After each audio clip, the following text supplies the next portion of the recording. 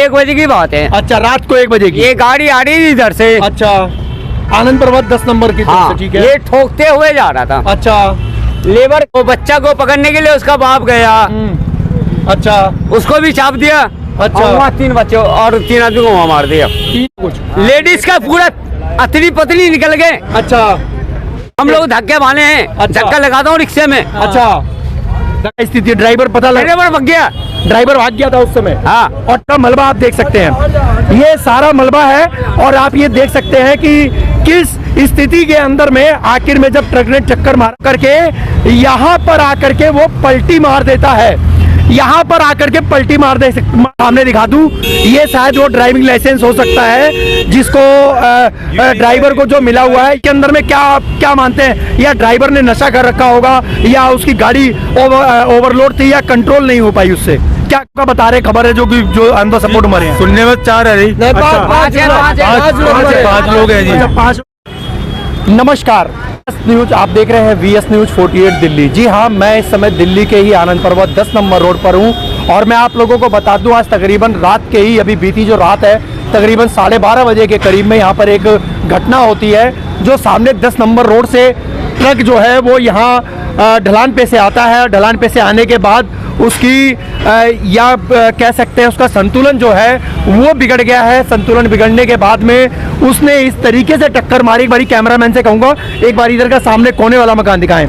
इधर से वो टक्कर मारते हुए नीचे की पूरी ग्रिल को तो ये दीवारों को तोड़ते हुए, और आप आगे ऊपर देख सकते हैं, ऊपर ये पूरा जो है वो पूरा मकान जो है, जो बना कोने का मकान था, ये पूरा टूट गया है। और टूटने के बाद में आप देख सकते हैं बिल्कुल ठीक नीचे जो है सारा मलबा जो है वो एकत्रित है। और यहाँ पर जो स्थानीय लोग हैं उन लोगों से बात करने की कोशिश करते हैं कि आखिर में इसके अंदर में कितने लोग हाथाहाथ हुए हैं और कितने लोगों की जो जान गई है। और ये जो दुखद घटना है ये कहीं ना कहीं ओवरलोड होने की वजह से हुआ है या किस वजह से हुआ है, ये भी जानने की कोशिश करेंगे। दिल्ली के अंदर में अगर देखा जाए तो पूरी दुनिया के अंदर में 1% जो है वो गाड़ियां हैं, यानी कि यातायात का साधन है। और फिर भी जो एक्सीडेंट का मामला है वो तकरीबन 11% से 18% हर साल का होता है। कहीं ना कहीं रोड हादसे और कहीं ना कहीं इस तरीके के जो क्राइम है इस तरीके से लगातार वो बढ़ते चले जा रहे हैं। और रोड हादसों को लेकर के लगातार जो है वो परिवहन मंत्री जो है वो लगातार बोलते हैं, कहते हैं कि ओवरलोड करने वालों के आखिर में सीट बेल्ट ना होने पर और हेलमेट ना होने पर जुर्माना किया जाता है। अगर गाड़ियां ओवरलोड होती हैं तो आखिर में उसके ऊपर में जुर्माना क्यों नहीं होता? आखिर में पुलिस की निगाहें जो हैं वो उस समय उसके ऊपर में क्यों नहीं पड़ती जब इस तरीके के ओवरलोड के मामले होते हैं? और जब किसी की जान जाती है तब प्रशासन की आंखें खुलती है। यहाँ पे तमाम जो लोग हैं वो हमारे साथ में बने हुए हैं और जिन्होंने इस चीज़ को साक्षात देखा होगा या वो लोग जाने होंगे, हम लोग उनसे जानने की पूरी कोशिश करते हैं कि आखिर में ये पूरा मामला क्या है। आप लोग यहीं पे थे, हम लोग इधर से जानने की कोशिश करते हैं। क्या नाम है आपका? मोहम्मद मुस्तफा। मुस्तफा जी, कब की घटना है और कैसे हुई थी? ये हुई है 1 बजे की बात है। अच्छा, रात को 1 बजे की। ये गाड़ी आ रही थी इधर से। अच्छा, आनंद पर्वत 10 नंबर की तरफ से, ठीक है। ये ठोकते हुए जा रहा था। अच्छा, लेबर काम कर रहा था वहाँ पे। अच्छा, एक बच्चा यहाँ था, बच्चा खेल रहा था। अच्छा, इधर कोने पे ही। अच्छा, कोने पे। अच्छा, वो बच्चा को पकड़ने के लिए उसका बाप गया, अच्छा, उसको भी चाप दिया। अच्छा। और वहाँ 3 बच्चे और 3 आदमी को वहाँ मार दिया। 3 लोगों को वहाँ मारा और एक बच्चे को यहाँ मारा। हाँ, 5 टोटल मिलाकर के 4 से 5 लोग गए। 5 है। 4 से 5 लोगों की जो है वो यहाँ पर मृत्यु हो जाती है, जैसा कि आप लोगों ने अभी सुना, जिन्होंने साक्षात देखा। क्या गाड़ी ओवरलोड थी क्या? कुछ पता? ओवरलोड था, कुबर का था। अच्छा, कलमा कूड़ा भरा। अच्छा, कूड़ा भरा हुआ था। हाँ। मैं आप लोगों को वो ट्रक भी दिखाने की अभी कोशिश करता हूँ। आप लोग हमारे स्क्रीन पे देख सकते हैं उस ट्रक को। आप लोग ये खुद देखिए कि उस ट्रक की अगर स्थिति अगर इस तरीके से है तो आखिर में जिसकी जिंदगी गई है उसकी स्थिति क्या होगी? जेसीबी जो कि अभी हमारे सामने खड़ी थी, और जेसीबी के आने के बाद ही जो है उस गाड़ी के नीचे से जो है उसके अंदर से लोगों को निकाला गया, उनकी बॉडियों को निकाला गया है। इस तरीके का लोग बता रहे हैं, ऐसा ही हुआ था कुछ। लेडीज का पूरा अतरी पतरी निकल गए। अच्छा, अतरी पतरी पूरी निकल गई थी उसकी। चलो वहाँ है सारे। मैं अभी वहाँ पे भी दिखाने की कोशिश करते हैं। और भी कोई लोग था यहाँ पर कि उन्होंने देखा हो साक्षात कैसे क्या हुआ था? सारे आदमी हैं भाई। अच्छा, सारे लोग यहीं? हम लोग धक्के मारे हैं। अच्छा। धक्का लगाता हूँ रिक्शे में। अच्छा, धक्का लगाते हैं? हाँ। अच्छा, हम लोग देखे। अच्छा, मैं आप लोगों को पूरी वो स्पॉट दिखाना चाहता हूँ जिस तरीके से जब वो गाड़ी आई है और आखिर में जब वो अपना बैलेंस जब खो देती है, अपना संतुलन खो देती है, तो किस तरीके से ये हादसे होते हैं। आप लोग भी यहीं पे थे उस समय रात को? आप भी थे यहीं पे? आप नहीं थे तो कहीं ना कहीं जो क्या लगा आपको? ड्राइवर की क्या स्थिति है? ड्राइवर पता लगा? ड्राइवर भाग गया। ड्राइवर भाग गया था उस समय? हाँ। और ट्रक था ये जो कूड़े वाला ट्रक था? हाँ। और ओवरलोड मामला था या मतलब उसके अंदर में? और सामने अच्छा, वो सामने जो कूड़ा रखा हुआ है, मैं आप लोगों को उस स्पॉट को दिखाना चाहता हूँ। देखिए इसी रास्ते से, जो कि बिल्कुल ठीक मेरे पीछे है, इसी रास्ते से वो ट्रक आता है और अपना संतुलन जो है वो खो देता है। संतुलन खोने के बाद में आप ये देख सकते हैं, ये इसी तरीके से कोने पे मारते हुए जब आते हैं तो आप ये देख सकते हैं पूरा सामान मलबा जो है वो यहाँ पर भी रखा हुआ है, पूरा पड़ा हुआ है मलबा। ये आप ये पूरा मलबा आप देख सकते हैं, ये सारा मलबा है। और आप ये देख सकते हैं कि किस स्थिति के अंदर में आखिर में जब ट्रक ने टक्कर मारा तो यहाँ पे शटर वगैरह भी हैं, काफ़ी चीज़ें यहाँ पे दोनों तरफ का शटर था शायद मेरे ख्याल से, तभी ये दोनों शटर वगैरह भी यहाँ पे निकले हुए हैं। इतनी ज़बरदस्त स्थिति के अंदर में जब ये एक्सीडेंट होता है, मैं आपको वो स्पॉट दिखाना चाहता हूँ जिस स्पॉट के अंदर में जाकर के ये मामला होता है। आप लोगों को मैं दिखाने की कोशिश करता हूँ और आप लोगों को समझने की थोड़ी सी कोशिश करनी पड़ेगी कि ये ट्रक जब बिल्कुल ठीक सामने आ रहा है, जिस तरीके से मैं चल रहा हूँ, और वो ट्रक जब आता है तो ये ट्रक अपना संतुलन खो करके यहाँ पर आकर के वो पलटी मार देता है। यहाँ पर आकर के पलटी मार देता है। तो आप देख सकते हैं गाड़ी के शीशे जो हैं वो यहाँ पर गिरे हुए हैं, टूटे हुए हैं, सामने साफ देखने को आप लोगों को मिल सकता है। ये रात के समय पे तो इतनी यातायात यहाँ पर नहीं होती है, लेकिन एक हाईवे रोड होने की वजह से आनंद पर्वत और करोड़ बाग की आनंद पर्वत को ये जोड़ता हुआ रोड है।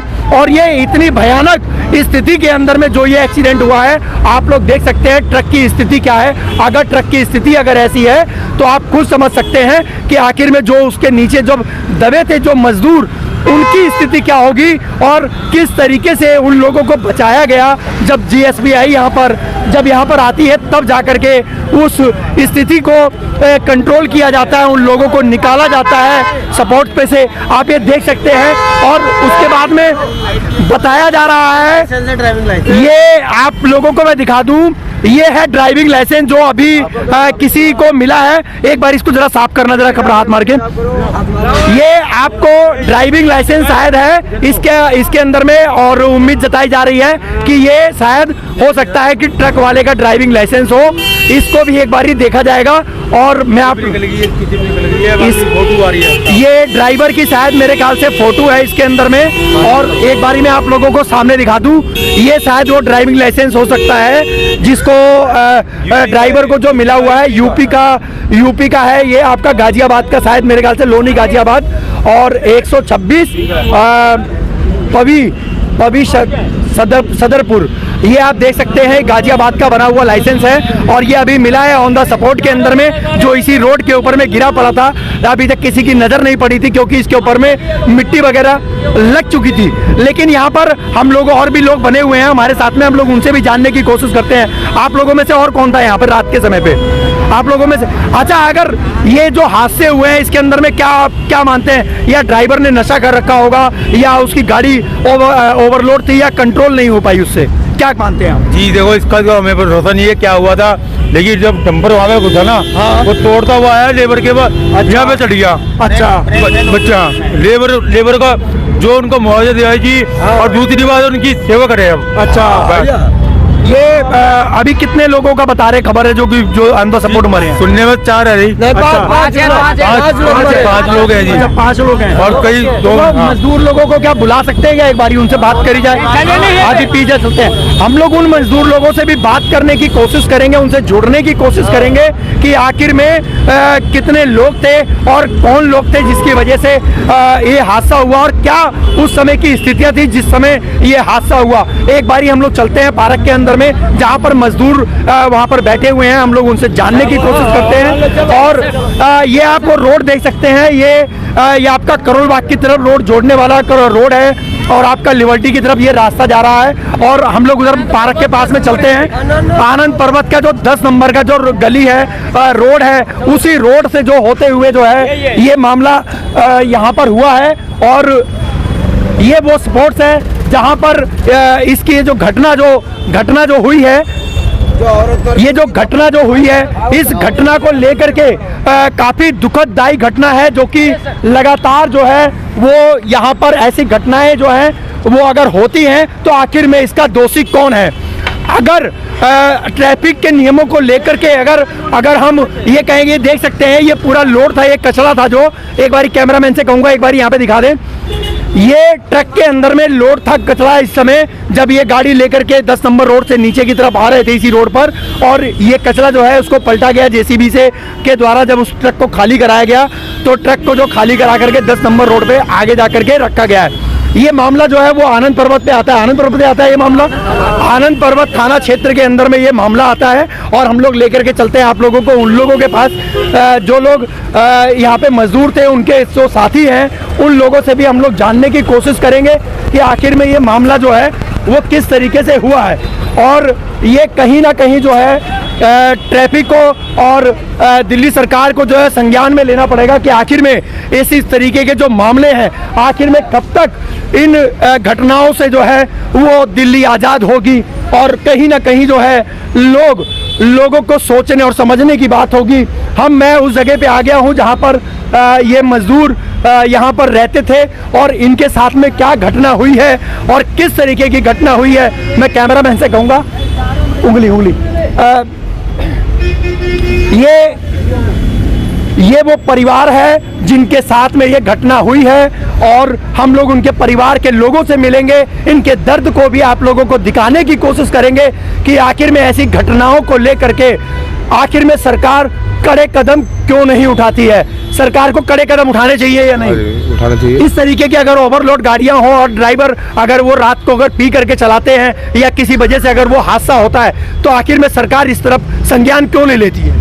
ये तो भाई सरकार ही बताएगी, ये पुलिस ये ट्रैफिक वाले बताएंगे जी। आखिर में ये मामला ट्रैफिक के ऊपर में अगर मैं आपको बता दूं, बाइक के ऊपर में अगर आप हेलमेट नहीं डालते हो और सीट बेल्ट नहीं लगाते हो कार के अंदर में, 4 व्हीलर के अंदर में, तो कहीं ना कहीं जो है पुलिस और ट्रैफिक पुलिस आपके ऊपर में नजर बना के रखी, आपका चालान काट देगी।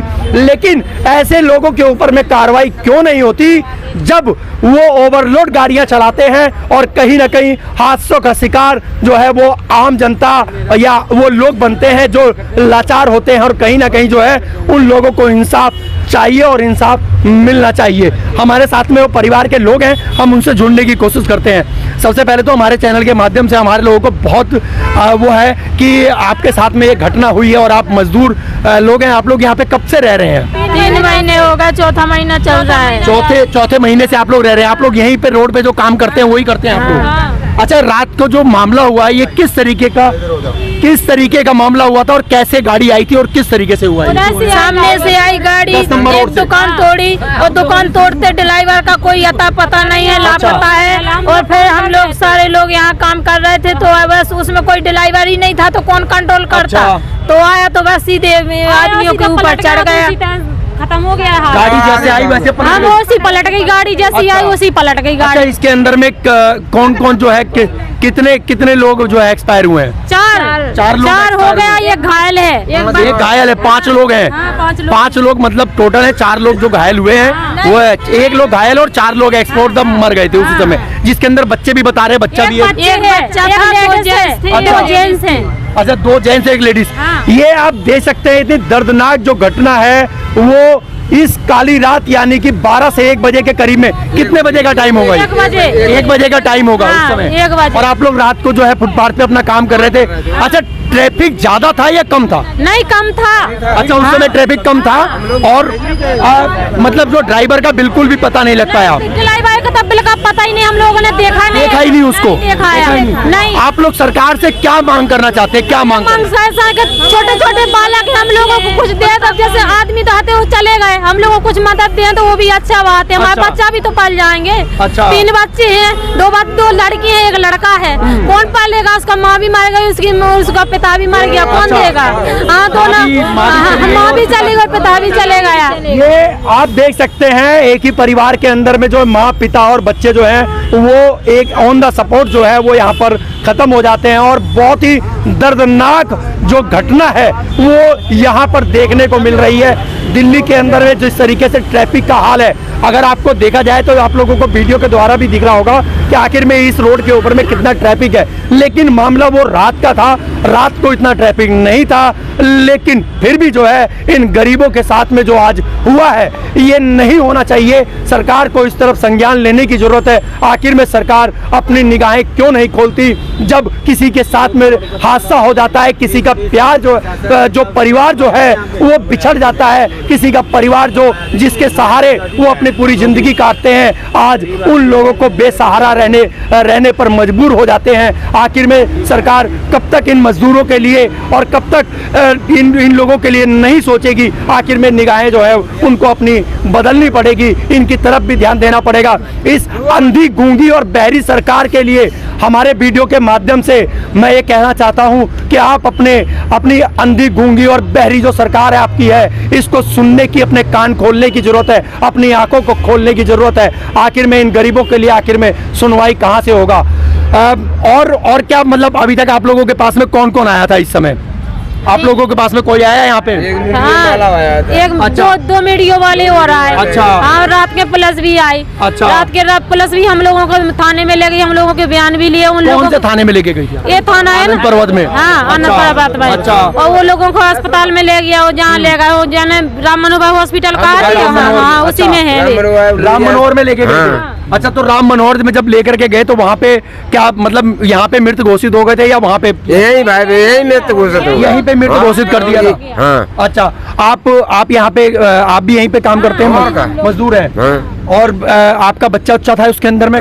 बच्चा एक दूसरा था, 2 बच्चे, एक बच्चा, एक लड़का भी, बाप बेटा भी खत्म हो गए। अच्छा। और दोनों मियाँ भी खत्म हो गए। अच्छा, उनका नाम एक बार इधर से सामने से आ जाए, इनका नाम बता सकते हैं? जो नाम बताइए। एक का नाम रमेश है। अच्छा, और कितनी उम्र होगी उनकी? 30 साल की है। अच्छा, दूसरे का? घर वाली का नाम है सोनम, वो भी खत्म हो गई। दोनों मियाँ बीवी, दोनों मियाँ बीवी थे। हाँ। रमेश और सोनम। हाँ। अच्छा, और बच्चे का क्या नाम था? बच्चे, उसका पिता भी खत्म हो गया। अच्छा, बच्चे का पिता जो था वो भी खत्म हो गया, उसका क्या नाम था?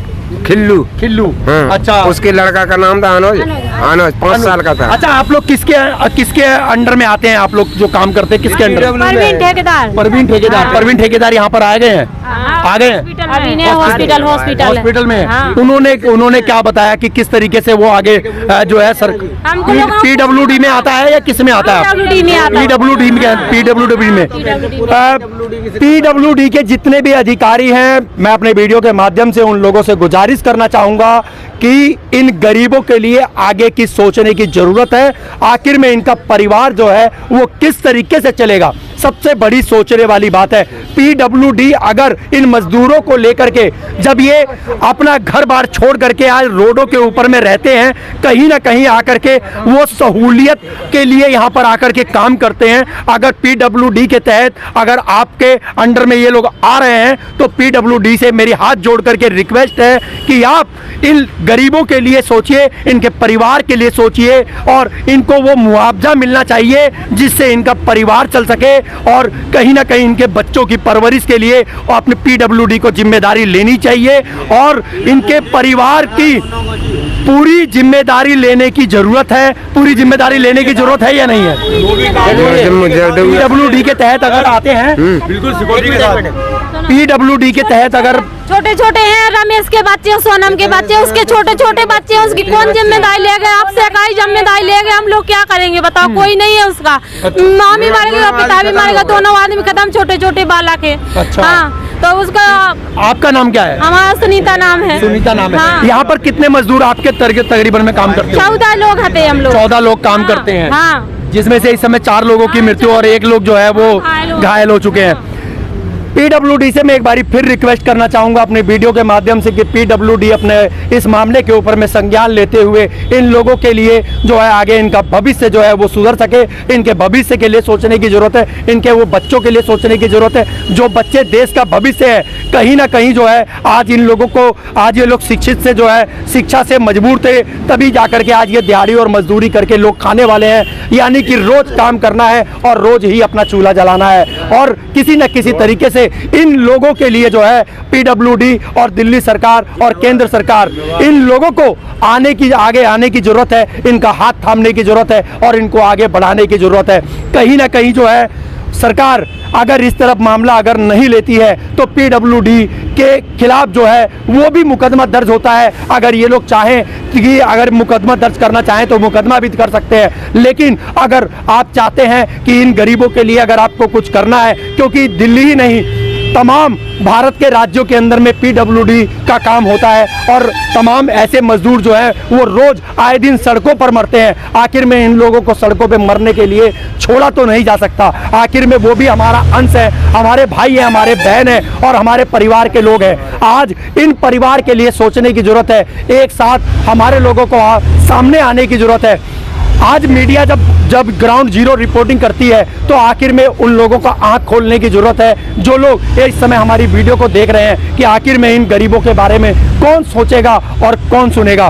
भाई साहब क्या नाम है आपका? सर मैं राकेश बागड़ी। अभी जो मैंने बात बोली है आप ये बताइए, मैंने गलत बोला या सही? सर बिल्कुल सही कहा। पहले तो मैं आपके चैनल के माध्यम से ये कहना चाहूँगा कि आनंद पर्वत क्षेत्र में बहुत सारे जो क्षेत्रीय जो है कार्यकर्ता है पीडब्ल्यूडी के, और यहाँ पे प्रेजेंट निगम पार्षद और जो है एमएलए भी जो है आम आदमी पार्टी से, और उनका पूरा एक बहुत बड़ा संगठन है जो कि अभी तक ग्राउंड जीरो के माध्यम से परिवार के जो लोग हैं, जो जिनको मतलब आज ये दुख सहना पड़ रहा है, यहाँ पर इस प्रकार के मतलब नेता या कोई पीडब्ल्यूडी का बड़ा अधिकारी अभी तक नहीं पहुँचा है। अच्छा। मैं आपके चैनल के माध्यम से बताना चाहूँगा कि आज कहाँ है वो लोग। जब ये हाईवे रोड है, new Rohtak road highway road है, यहाँ पे 14 लोग रात को काम करते हैं, इनकी सुरक्षा की गारंटी क्यों नहीं ली गई? क्यों इनके लिए ऐसी व्यवस्था नहीं की गई कि चालू रोड होने के बावजूद इन पे इस प्रकार का जो है आज ये हुआ है। जिस समय इन लोग काम कर रहे थे उस समय जो है ट्रैफिक के नियमों का पूरा पालन करना चाहिए था, लेकिन ट्रैफिक के नियमों का कोई पालन नहीं होता। इनकी सुरक्षा के लिए ऐसे वहाँ पर गार्ड इंतजाम करने चाहिए थे, लेकिन फिर भी इन्होंने इनकी सुरक्षा को मद्देनजर ना रखते हुए आज इनकी जिंदगी को जो है वो दांव पर लगाने की जरूरत पड़ गई। आखिर में यही अपनी जिंदगी को देते रहेंगे क्या इन्होंने ही ठेका ले रखा है इस पूरे दिल्ली के अंदर में कि मजदूरी भी करेंगे और रोड पर भी मरेंगे? आखिर में कब तक ऐसे लोग मरते रहेंगे, कब तक इन गरीबों के ऊपर में अत्याचार होता रहेगा? ये सोचने और समझने की बात है। आप क्या नाम है आपका? इधर आइए आप। निखिलेश कुमार। निखिलेश जी आप ये बताइए कि जो पीडब्ल्यूडी के तहत में आप लोग आते हैं, आप लोग काम करते हैं, इतने मजदूर लोग यहाँ पर काम करते हैं, उन लोगों को जो है यहाँ पर संज्ञान लेने के लिए अभी पीडब्ल्यूडी के जो लोग हैं वो नहीं पहुँचे हैं। आखिर में इसका कारण क्या हो सकता है? उन लोगों को पता तो लग गया होगा ना। इनको काम करने से पहले इनको सिक्योरिटी लगानी चाहिए थी, रोड को एकदम थोड़ा सा कंट्रोल करना चाहिए था, ट्रैफिक को रोकना चाहिए था, चाहे कैसी भी गाड़ी आती हो उसको रोक के चलते। ये दुर्घटना जो घटी है ना, ये भगवान करे मैं भी ये दुर्घटना घटती नहीं है, ये घटाई गई है ना, घटाई गई है ये, क्योंकि उसका नियमों को पालन नहीं किया गया। ये घटाई क्या की है, मैं मामले में ज्यादा नहीं बोलूंगा, लेकिन दुर्घटना का जो मुआवजा अब जो हो गया, देखो जी, और ड्राइवर तक वैसा भी होगा, लाइसेंस आपके पास दिया गया है और उस ड्राइवर को पकड़ना चाहिए, और जो भी सरकार की गाड़ी जो चलेगा उसको लाइसेंस दिए ना, उसको पहले बोलना चाहिए कि ऐसी दुर्घटना ना घटे। और जो मेरे को बोला गया ना, ये मैंने देखा, बच्चा भी एक खत्म हुआ, इनके बेटा बेटी, तो उसके लिए मैं कहता हूँ कि आगे से ऐसा कुछ ना हो, तो इसको कंट्रोल रख के चलना चाहिए। सरकार को समझना चाहिए बस। सुरक्षा को मद्देनजर रखते हुए अगर आज सुरक्षा का ध्यान रखा जाता तो शायद ये घटनाएं जो है वो नहीं होती, वो हादसा नहीं होता, आज एक परिवार जो है वो नहीं उजड़ता, जो कि एक ही परिवार के अंदर में जो मजदूर लोग हैं यहाँ पर काम कर सकते हैं। मैं इनकी स्थिति भी आप लोगों को दिखा देता हूँ, कैमरामैन से कहूँगा देखिए, ये टाट लगा करके यानी कि पॉलीथीन की लगा करके ये रात को इस तरीके से इस तरीके से अपनी जिंदगी को गुजर बसर करते हैं रोडों पर आकर के, और फिर आज सरकार की आंखें आखिर में क्यों नहीं खुलती? उनको ऐसी जगह पे जब काम देते हैं तो क्यों नहीं उनको सुरक्षा मुहैया कराया जाता कि आखिर में उनकी भी सुरक्षा जो है वो सबसे बड़ी बात है। आप लोग इसी में रहते हैं सब जने? आप लोग इसी में रहते हैं? एक मिनट, ये जो इसके अंदर रहते हैं खाना वगैरह आप लोग कहाँ बनाते हैं? चूल्हा बनाते हैं। ये आप देख सकते हैं, ये आप देख सकते हैं, ये चूल्हा, यानी कि दिल्ली के अंदर में भी देहात से भी बदतर जिंदगी जीने के लिए मजबूर है हमारे देश के ही लोग, हमारे समाज के लोग, हमारे क्षेत्र के लोग, हमारे जो मजदूर हैं, जो यूपी बिहार दिल्ली पता नहीं कहां से लोग दिल्ली में आकर के जब लोग काम करते हैं तो आखिर में मजदूरों को सिर्फ मजदूर ही समझा जाता है। आखिर में मजदूरों को कब तक मजदूर समझा जाएगा, कब तक उनको अपने परिवार का हिस्सा बनाया जाएगा, ये सोचने वाली बात होगी। अगर हम इसको अपना परिवार समझते तो आज ये घटना, ये दुर्घटनाएं जो हैं इसको नहीं होने दिया जाता, क्योंकि हम अपने परिवार की सुरक्षा तो करते हैं, लेकिन जब गरीब और मजदूर की सुरक्षा करने के लिए आखिर में जो कि हमारे परिवार का हिस्सा है, हम लोग आखिर में कब तक उनकी सुरक्षा नहीं करेंगे? हमें भी सुरक्षा करने की जरूरत है। और मैं आप लोगों को बता दूं, ये लाइसेंस जो मिला है, इस समय मैं ये लाइसेंस यहाँ पर दे करके जा रहा हूँ इनको, और ये शायद उसी ड्राइवर का लाइसेंस होगा जिसका जो घटना स्थल पर ट्रक छोड़ करके जो भाग चुका है। मैं आप लोगों को बता दूं, ये इसकी फोटोकॉपी भी हम लोग लगा देंगे, और पुलिस से, दिल्ली पुलिस से और दिल्ली प्रशासन से भी मैं मांग करना चाहूँगा अपने वीडियो के माध्यम से कि आखिर में इन गरीबों की आवाज़ बन करके आगे आएं, और जो इसका गुनहगार है उसको जो है सज़ा जो मुहैया होती है उसकी जो सज़ा जो है वो कायम करे। और दूसरा, सुरक्षा के नियमों को लेकर के भी मैं बताना चाहूँगा कि सुरक्षा के नियमों का पालन किया जाए अगर रोड हादसों को अगर कम करना है तो, और जहां तक हो सके उसको शून्य पे लेकर के आया जाए, जीरो का रोड हादसा हो, और कहीं ना कहीं लोगों की ज़िंदगी जो बचाने की ज़रूरत है। आखिर में ज़िंदगी को कब तक आप नज़रअंदाज करते रहेंगे? आखिर में कब तक गरीब जो है वो मजबूर होता रहेगा अपनी ज़िंदगी, अपनी जान को गंवाने के लिए? इन लोगों की आवाज़ बन करके, आज मजदूरों की आवाज़ बन करके हमें उठने और उठाने की ज़रूरत है। तमाम जो भारत की मीडिया है, जो तमाम भारत की मीडिया है, मैं उन लोगों से भी गुजारिश करूंगा कि वो लोग जीरो ग्राउंड रिपोर्टिंग पर आए और आकर के इनकी स्थिति को दिखाएं और इनके हक के लिए लड़ें। आज उनको आने की जरूरत है, ग्राउंड जीरो पर आकर के इनकी स्थिति को दिखाइए, और शासन और प्रशासन को एक बार फिर से हिलाने की जरूरत है। एक ही परिवार के 4 जिंदगियां चली जाती हैं, जिसके अंदर में एक बच्चा जो कि कल का हमारा भारत का भविष्य था, और कहीं ना कहीं जो है ये बहुत बड़ी लापरवाही है। इस लापरवाही को लेकर के आप लोगों की क्या है राय, और इन मजदूरों को क्या, इन मजदूरों के लिए क्या सोचते हैं आप? इन मजदूरों को किस तरीके से न्याय मिलेगा? आप लोग हमें कमेंट बॉक्स में आप लोग कमेंट जरूर कीजिएगा, हमें आपके कमेंट का इंतजार रहेगा। और ऐसी हो रही लापरवाही के लिए भारत सरकार, दिल्ली सरकार, RWD, आखिर में इसका कौन है जिम्मेदार? जो जिम्मेदार है उन लोगों के खिलाफ कार्रवाई भी होनी चाहिए। अगर ऐसी कार्रवाई नहीं होती है, चाहे वो ठेकेदार हो, चाहे RWD का कोई भी अधिकारी हो, उनके खिलाफ ये कार्रवाई होनी चाहिए। और सबसे बड़ी बात, इनको मुआवजा देना चाहिए। मुआवजा जो है वो तय मुआवजा हो, जिसके अंदर में अपने परिवार का निर्वहन कर सके। आगे की जो बची जिंदगी है उसको कहीं ना कहीं जो है ये अपनी जिंदगी को अच्छे से गुजर बसर कर सके, और इनके परिवार में से किसी को सरकारी नौकरी और इनके बच्चों को जो है वो उच्च शिक्षा दे करके इनके परिवार को आगे बढ़ाने और इनके कमाने के लिए वो जरिया देना चाहिए। इसी के साथ में मैं आपका दोस्त व्यास कुशवाहा अपने कैमरामैन बब्बन कश्यप के साथ, जय हिंद, जय भारत।